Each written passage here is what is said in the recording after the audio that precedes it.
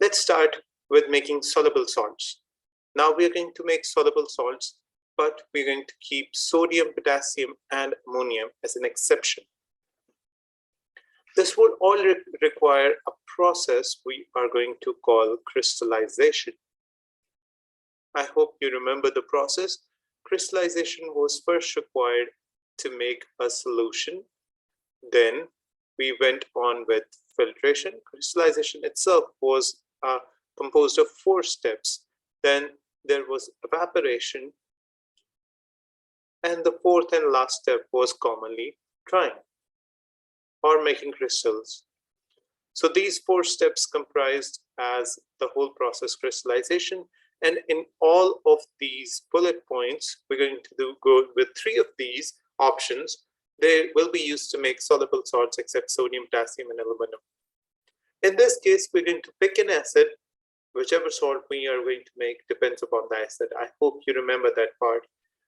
Let me clarify myself by giving an example. The acid would pick the negative ion in the salt for you.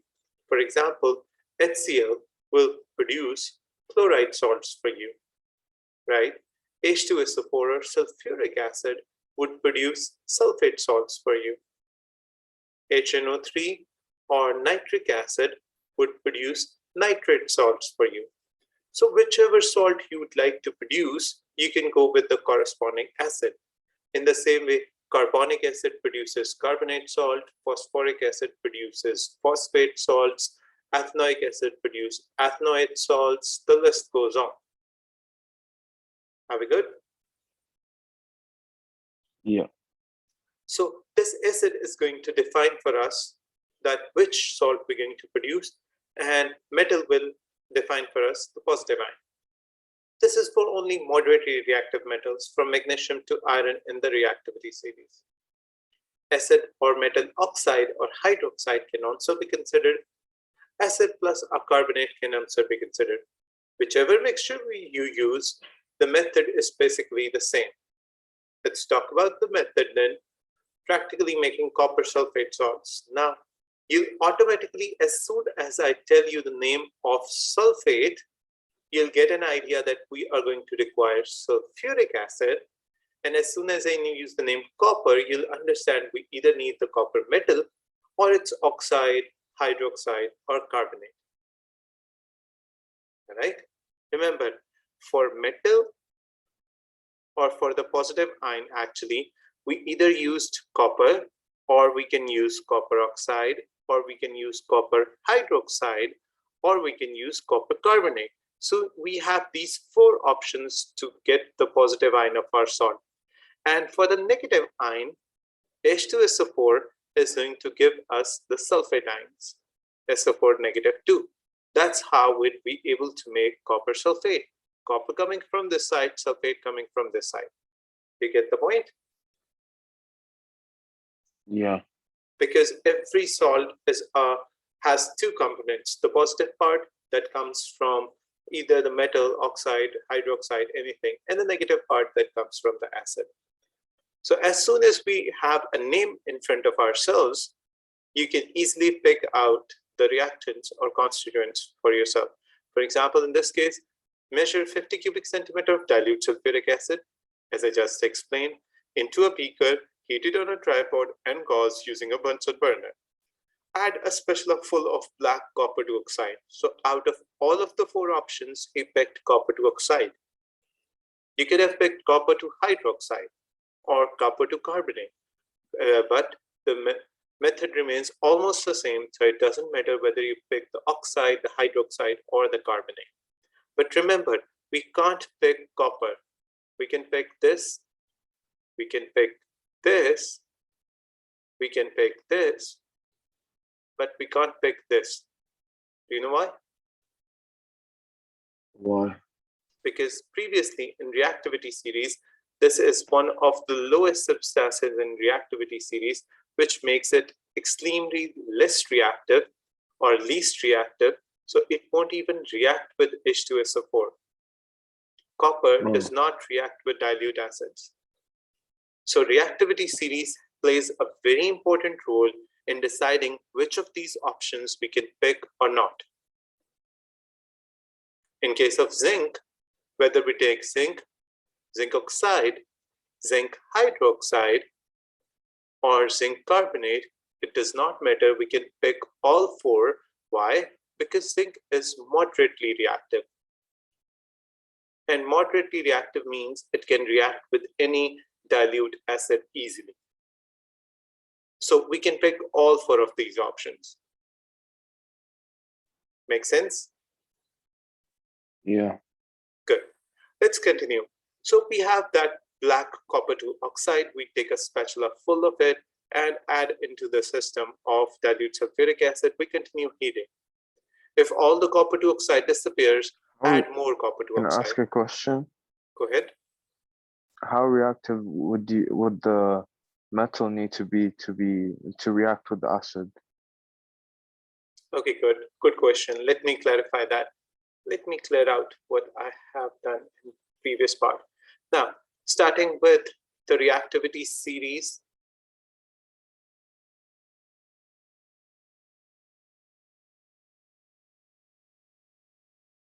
And here we have carbon. And sorry, my bad. Here we have hydrogen. That's the reactivity series from your book. All right. Now, among this reactivity series, anything below hydrogen can react with acids. It cannot react with acids because acids are made up of hydrogen. Every acid has hydrogen in its formula, right? So it's at this point, anything higher than that can react with an acid. Anything lower than that will not be able to react with a dilute acid. Okay, so the same as electrolysis. Right, right. You can say that. Okay. So coming back to it, if one spatula disappears after complete reaction, add one more spatula. Keep on doing the same thing until there is some of the copper 2 oxide in black color left at the bottom of the beaker. This means we have used copper 2 oxide in excess. Stir the mixture well to make sure that no more will react. At this stage, when we have added excess of it, there is more than enough to react with all the acid present. When there is copper 2 oxide left, we know that all the acid has been neutralized. What we are trying to do at this step is to make sure that all of the acid has been consumed and the salt, copper 2 oxide, is in excess. Why do we do that? That's actually important for the next step. Filter off the excess copper 2 oxide. Copper 2 oxide is solid. It can be filtered out at the next step, while acid, whose liquid, can easily pass through the filter paper and can easily contaminate our salt solution. So we're going to make sure that copper 2 oxide is in excess so that we can filter it off and separate it. So this would make sure for us that this is all copper 2 sulfate and it does not consist even a single drop of H2SO4. All right?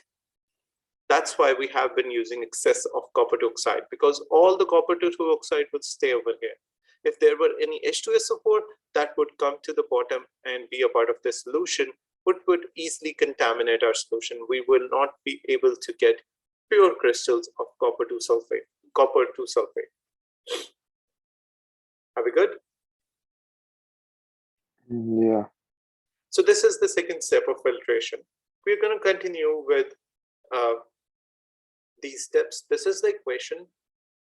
We now, at the next step, heat the solution of copper 2 sulfate over a Bunsen burner as given in the diagram. We boil some of the water off and concentrate the solution. Keep heating the solution until a saturated solution is formed. How would we know until a saturated solution is formed? It's pretty simple. We dip a glass rod into a solution. If the crystals form on the glass rod when we remove it, we would know that the solution is very close to being saturated. We also have a name for it. At this point, we call it a saturation point, right? We also call it crystallization point. Means a point where the salt is saturated enough where it can easily form crystals. Okay, so Dip a glass rod into the system. If it comes out with a few crystals on top of the glass rod, you would know that you need to stop heating now. So what we do in the next step, we stop heating. So stop heating the reaction mixture, allow it to cool slowly at room temperature so that larger crystals can form. If you don't cool it slowly, if you cool it quickly, larger crystals won't be able to form. That's why we never use a freezer or a refrigerator or anything like that. We allow it to cool slowly at room temperature. Remove the blue crystals from the reaction mixture by filtration or by just pouring out the remaining solution. The crystals can be dried by blotting them with a paper towel, or they can be left to dry in a warm place. Warm place means either under the sun, or maybe you can use an oven. All right. Okay. So that's how we form crystals. Now the Can question. we go back to the filtration part? Yeah, sure. There you go. I just need to understand this. So you put the acid on the metal in the filter paper, and acid goes down into the evaporating basin, and the excess copper would go in it too, or I don't understand that part. Okay. Now actually the metal oxide and the acid reacted. We made sure that this metal oxide was in excess and all of the acid has been used. If all of the acid has been used, we only will have this and this as a part of filtrate. This all would form filtrate. This has been completely used, so this does not exist anymore. And this would form our residue. And Okay. as you know, residue lies over here. This is the point where we have the residue, and this is the part where we have the filtrate. Now, if we made a mistake and acid would not have been completely used up, the acid would easily be able to cross this portion and be a part of this filtrate.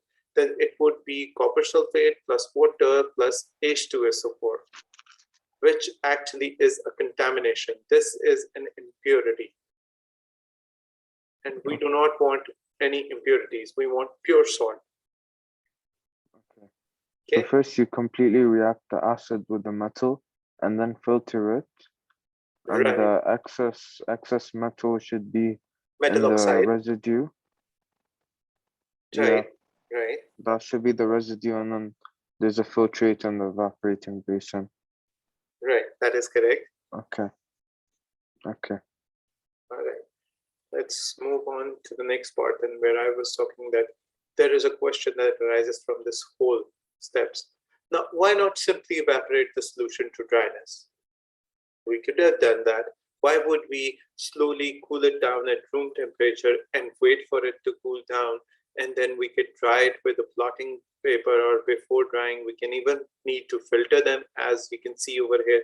So why go with these two extra steps and take a lot of time? Why not just simply evaporate all the water, dry the system, and you'll get the salt quickly? But there is a problem that is associated with it. What's the problem? Let's study that in detail. It would seem much easier to just evaporate off all the water, but if we do that too quickly, you wouldn't be able to get blue copper 2 sulfate. Instead, you get a white powder of anhydrous copper 2 sulfate. What's that? Let's consider. This is the white salt, copper sulfate without water, and this is the blue salt with water. Many salts have water as a part of their crystals, chemically bound up. This water is known as, this specific water molecules is known as water of crystallization. A salt which contains water of crystallization is said to be hydrated salt. So this one is hydrated salt. Hydrated salt has a dot with the salt and number of water molecules that are chemically attached to it. And this one is of course known as written over here, anhydrous. Anhydrous means without water. And these have two separate appearances. This one are blue crystals, these ones are white. So if we simply try to evaporate the whole solution to dryness, we get a different salt. We don't get the hydrated salt, we'll get the anhydrous salt. So these steps that at a specific point, we call it saturation or crystallization point, we stop heating, we allow it to cool slowly at room temperature, no matter how much time that takes. That usually takes half an hour to 1 hour, maybe 2 hours. So we have to wait for a long time. And then we remove the crystals by filtration, and then we dry them. So we go for steps so that we can get the blue hydrated salt. If we don't do that, and if we simply evaporate in a single step, we won't get this blue salt, we'll get this white salt. And there's a difference between both. Blue has 5 molecules of water per molecule of salt, and white has no water. Hence, blue is known as hydrated and white is known as anhydrous. Are we good? Yeah, but okay. What's the different uses of the different types of copper sulfate? Okay, I need to clear up a point, and I'll definitely come to uses after. This is actually a reversible reaction, which is written over here. White copper sulfate, this one's white, water can easily be added to it, and it's actually a reversible reaction, and it forms the blue hydrated copper sulfate, which has 5 water molecules attached to every molecule of copper sulfate.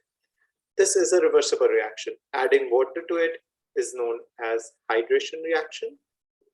Removing water from it is known as dehydration reaction. Right? Dehydration is actually an endothermic reaction. Hydration is actually exothermic reaction. Hydration gives out a lot of heat. Dehydration requires heat. If we heat up this blue salt can be converted into white by heating. And if we convert this white salt into blue by adding water, this gives out heat. Right? So they are actually reversible. And this brings us to the most important use of this white salt. This white salt can be instantly converted into blue if we add water. So that's a test of water. If you have a liquid, 1 drop of that liquid can convert this white salt into blue. That drop must be of water. So it's actually a test of water in the lab. So instead of waiting and cooling it down slowly, you can make the white and then just add water to it.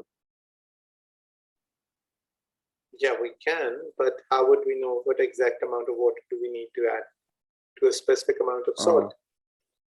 Okay. We might make a solution out of it instead of adding just water to turn it blue.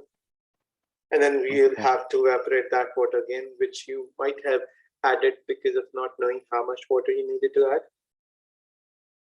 So to avoid all of this hassle, we actually take a few good steps to get the exact blue salt crystals, and pure ones at that. However, you were asking me about the uses. So the white salt can always test water for us. This is taken as a water test at this level. And it has been a past paper question. Let's come to the second category, making magnesium sulfate crystals. It's pretty much the same. You can add an excess of magnesium salt, sulfuric acid. This time the acid does not have to be heated. We were actually using a less reactive substance. That's why we were doing with the heating process. And afterwards, when the reaction is complete, we can simply go with the rest of the steps of filtration or concentrated by heating, allowed to crystallize, and then simply drying it after. We'll get our salt. So this one is pretty simple, as this example just clarifies the previous one. The only difference is that magnesium is reactive enough, so we don't need to heat during the process. Make sense? How do I know how many water molecules it needs? It's 7. You might have to memorize a few. At IGCSE level, we usually ask students to memorize like 3 to 4 most used hydrated salt formulae. For example, copper sulfate has 5 water molecules, magnesium sulfate has 7, cobalt chloride has 6. We need to memorize a few of those. Okay. Some of them are written in this chapter, or maybe the previous one. I don't exactly remember which chapter was it. It's maybe a few pages back, but there is a small table which consists of 4 different formulas that you're supposed to memorize at this level. Magnesium sulfate and copper sulfate are 2 of those. Okay, so how do you know whether you need to heat the mixture or not? Carbonates react with dilute acids in the cold, and so does magnesium. Most of the things that you're likely to come across need to be heated. So if there are carbonates that you're reacting, or if it's magnesium, you can do the experiment without heating. For all other substances, metals, or you're using oxides or hydroxides, you might need to heat them. So cold and hot states are separated. You will have to memorize this small tip in order to answer the question whether you need to heat it or not. Okay.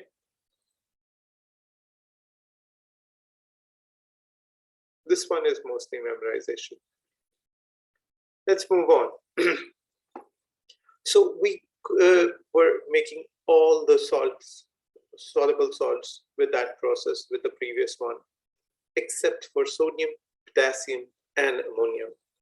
So now we're going to discuss how we can make sodium, potassium, or ammonium salts. For sodium, potassium, and ammonium, we need a separate method. Why do we need that? Let's take a look. The method we have been looking at. If you add an excess of a solid to an acid, then filter off the unreacted solid. You do this to make sure all the acid is used up. This method does not work for making sodium, potassium, or ammonium salt. What's the problem? The problem is that sodium, potassium, and ammonium compounds are soluble in water. The solid you add to the acid will not only react with the acid, but any excess would simply dissolve in water. That way, whenever you filter, there won't be any residue and everything else would become a part of the filtrate. This would contaminate the salt you're going to make. So for sodium, potassium, and ammonium salts, we need a different method. All right? Yeah. So let's solve this problem. This problem can be solved by going with the titration, as we have discussed titration yesterday. So I don't think we need to discuss the titration again today. Do we? No. Okay, so they are making sodium sulfate crystals with the help of titration, and all of the procedure is written over here, just like we discussed yesterday. And they have considered different pHs for different indicators. Now, this is something I think we need to discuss right away. Even when you know titration, this extension work is a little bit different. Let's go through this. Methyl orange actually changes color between pH 3.1 and 4.4. So below pH 3.1, methyl orange is red, and above pH 4.4, it is yellow. Right in between this, the only part where it is going to be orange. Between these pH, methyl orange will be a mixture of red and yellow, which is orange. This means actually it is yellow in a solution with pH 7. This technique does not therefore give us the exact neutralization point. But because the pH changes very rapidly near the endpoint of a titration, and even one drop can bring a huge difference, just like we discussed yesterday. So if we do the titration carefully, we would be able to find the neutralization point to the nearest drop of acid, which is good. Which means you can use this indicator And you will even at pH 7, you would be able to get the accurate result with just one extra drop, which is not that big of a deal. So methyl orange or phenolphthalein or other indicators can be used even at different pHs for titration purposes. We never discussed this part yesterday, which indicator to use at which specific point. But here they're trying to explain that if you use a different indicator, means you may use phenolphthalein, or you may use methyl orange, or you may use methylene blue. With just one extra drop, you may be able to get your required results. And that one extra drop will not bring a very big difference on your readings. So it's good if you take any indicator at this step, at the level of IGCSE. So it doesn't matter. So to the answer of your questions of choosing an indicator, you can pick any indicator. It's not obligatory to pick a specific indicator based on a specific pH range. That's not done at this level. That's what they have explained in this part. I don't understand how titration can help make the salt. Isn't titration only for the concentration? Oh, okay. Let's come to that part then. I thought you remember that part from the last time, but let me explain. This is just a two-step part. Now, as soon as you are done with the titration, and that's just the first two parts of it. 25 cubic centimeter of sodium hydroxide in a flask using a pipette, few drops of indicator, methyl orange in this case, sulfuric acid from the burette until the indicator just changes color from yellow to orange. These two are the titration. How are we going to make a salt out of it? Are the rest of the steps. Let's go through these steps. Next time, you're going to repeat the exact titration. You note the volume of acid from this titration. Same volumes of acids and alkalis are mixed together in a clean new flask, but this time without any indicator. So this reaction would occur and would form the salt along with some water. All you need to do is to heat it to evaporate off some water, form a saturated solution, which is left to cool when the crystals form. The crystals are separated with the process of filtration and dried with a paper towel in a warm place or warm place. So rest of these steps are the same.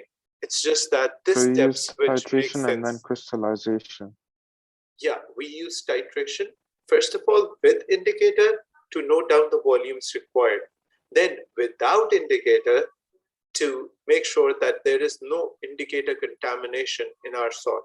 And then you follow the last three steps of crystallization to make sure you get the salt. Okay, so it's titrations twice. First titration is with the indicator, second titration is without the indicator. And then the last three steps of crystallization in order to get a salt with the help of titration process. I think this makes much more sense now, right? Yeah. Good.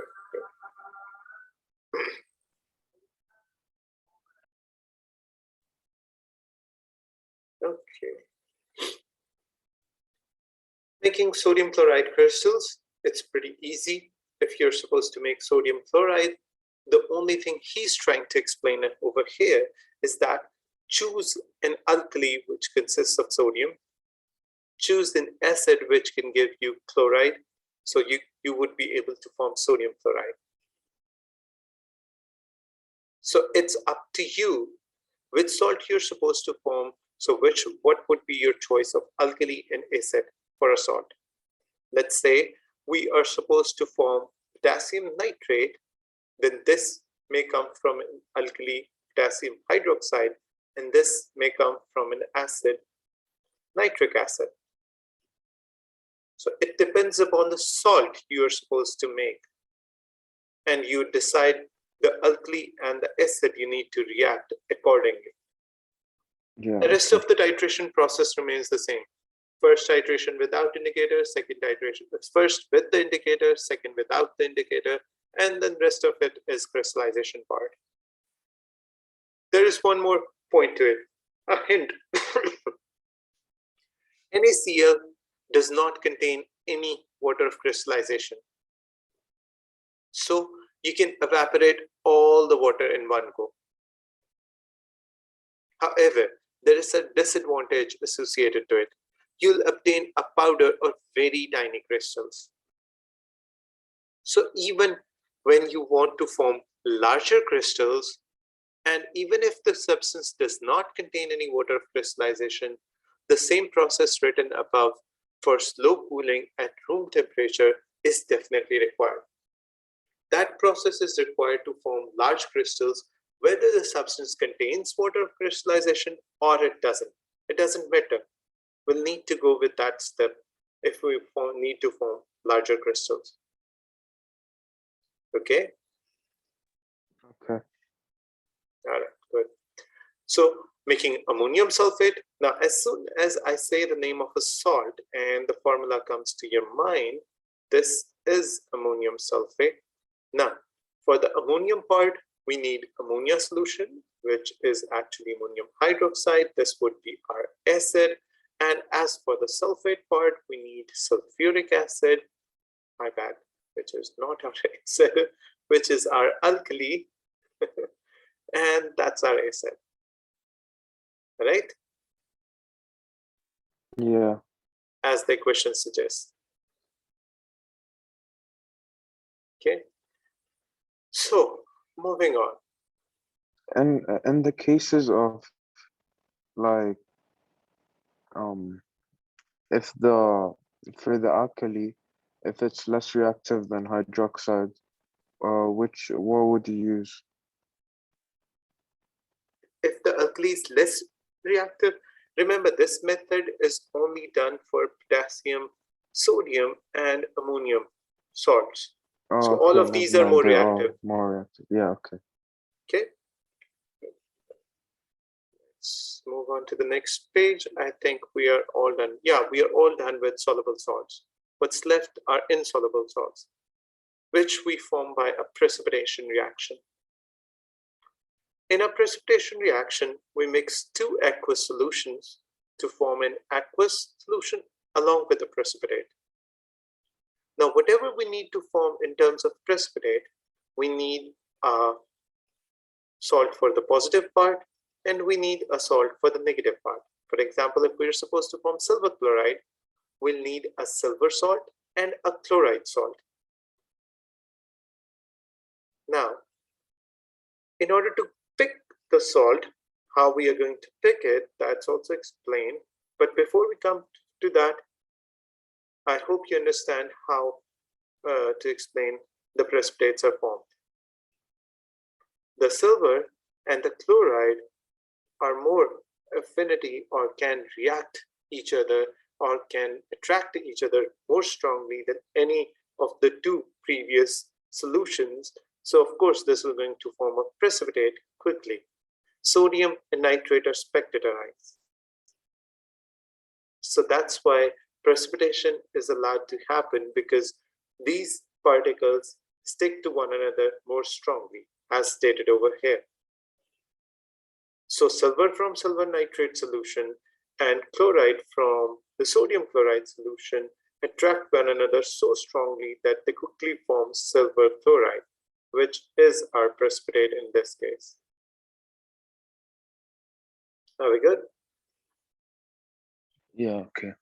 This is the easiest explanation, that they are usually most attractive to one another. Now, he explains how to write the ionic equation along with the state symbols, but we did that yesterday. I specifically explained precipitation reactions. Okay, so what do we mix together to make soluble salts?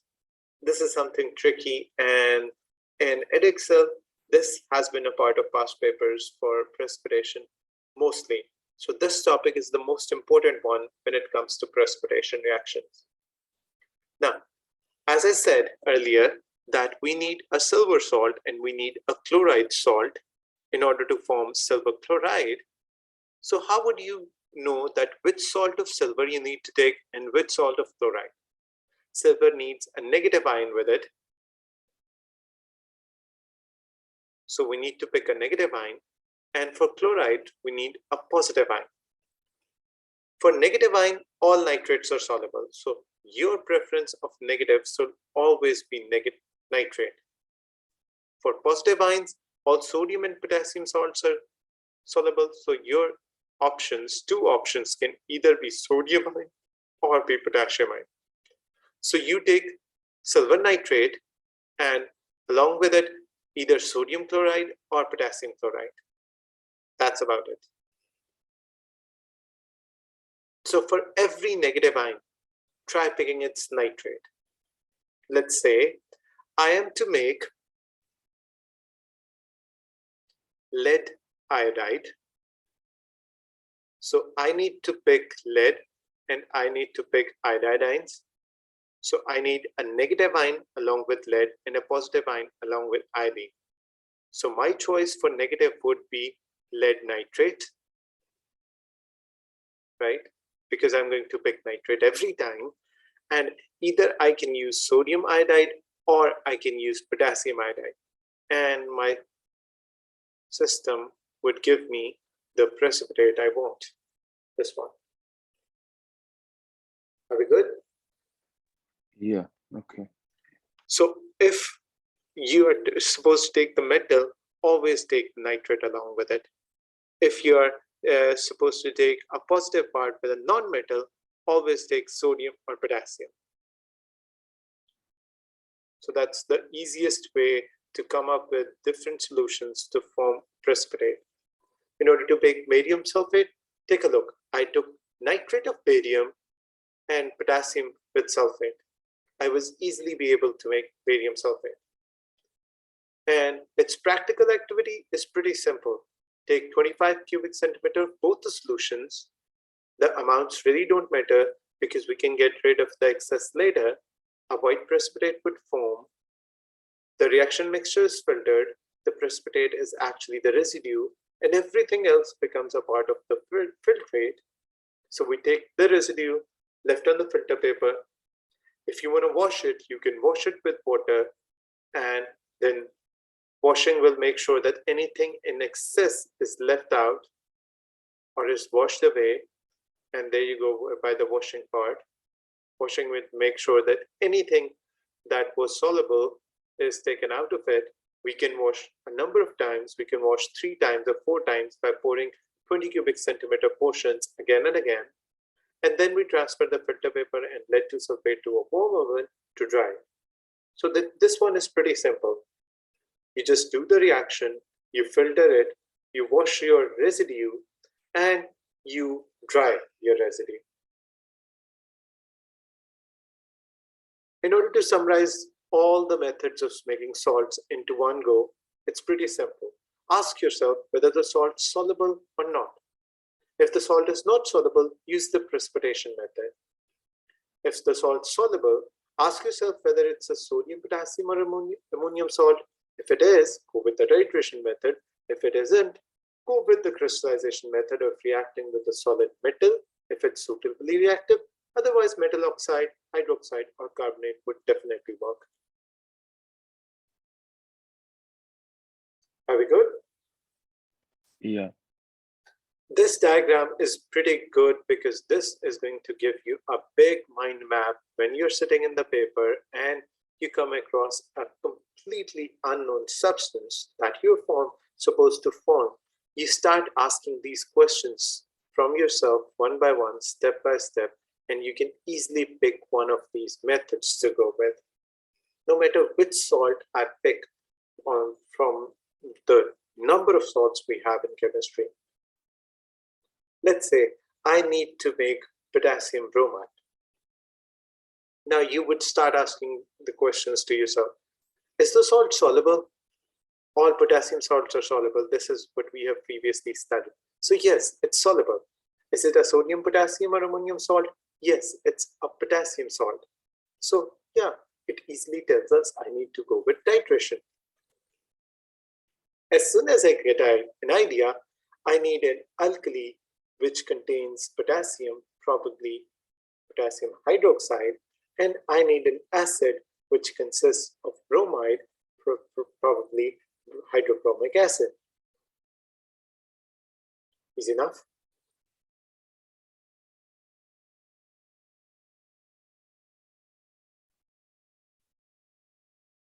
Do you get the point? Yeah, that makes sense. So this method would tell you whether you're supposed to use precipitation, crystallization, or titration after asking 2 to 3 simple questions and answering them in either yeses or nos, which completes the salt preparation for us. Okay.